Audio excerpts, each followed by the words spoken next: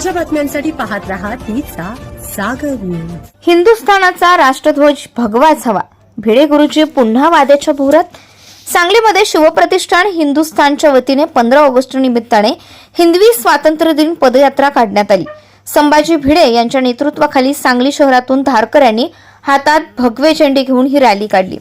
अखंड भारत व्हावा या उद्देशाने ही पदयात्रा काढण्यात आल्याची माहिती यावेळी शिवप्रतिष्ठान हिंदुस्थानच्या वतीने देण्यात आली।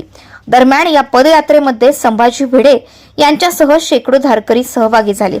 धारकऱ्यांच्या हातात यावेळी भगवे ध्वज, भारत मातेचा फोटो, छत्रपती शिवाजी महाराज आणि संभाजी महाराज यांचे फोटो, बाळासाहेब ठाकरे यांचा फोटो दिसून आला। सांगली शहराच्या मुख्य मार्गावरून ही रॅली काढण्यात आली। दरम्यान याच कार्यक्रमाचे एक पोस्टर देखील व्हायरल होत असून या पोस्टरवर स्वातंत्र्य प्राप्तीनंतर अखंड हिंदुस्थानचे स्वप्न उराशी बाळगून अखंड हिंदुस्थानचा राष्ट्रध्वज म्हणून परम पवित्र भगवाच असला पाहिजे हे जगाला ठणकावून सांगण्याचा प्रभावी मार्ग म्हणजे हिंदवी स्वराज्य स्वतंत्र दिन पदयात्रा असा मजकूर आहे।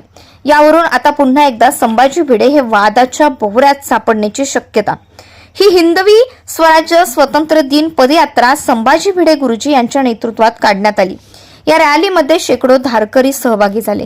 यावरून आता काँग्रेसने भिडे गुरुजींवर पुन्हा एकदा जोरदार हल्लाबोल केला।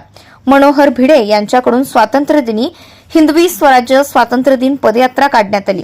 स्वातंत्र्य दिनाच्या दिवशी संभाजी भिडे हे राष्ट्रध्वजाचा अपमान करत आहेत अशी टीका काँग्रेस नेते सचिन सावंत यांनी केली। तसेच वंदे मातरमचा अपमान झाल्यास शिक्षा, मग राष्ट्रध्वजाचा अपमान झाला तर तो कसा काय खपवून घेतला जातो असा सवालही यावेळी सावंत यांनी उपस्थित केला। तर दुसरीकडे यावर भाजपकडून देखील प्रतिक्रिया समोर आली। कोण काय म्हणतं याला महत्त्व नाही, तिरंगा हाच देशाचा ध्वज आहे, भगवा हा आमचा स्वाभिमान आहे, मात्र देशाचा राष्ट्रध्वज हा तिरंगाच अशी प्रतिक्रिया या पदयात्रेवर मंत्री जयकुमार गोरे यांनी दिली। अशाच नवनवीन घडामोडी जाणून घेण्यासाठी पाहत रहा तीचा सागर न्यूज।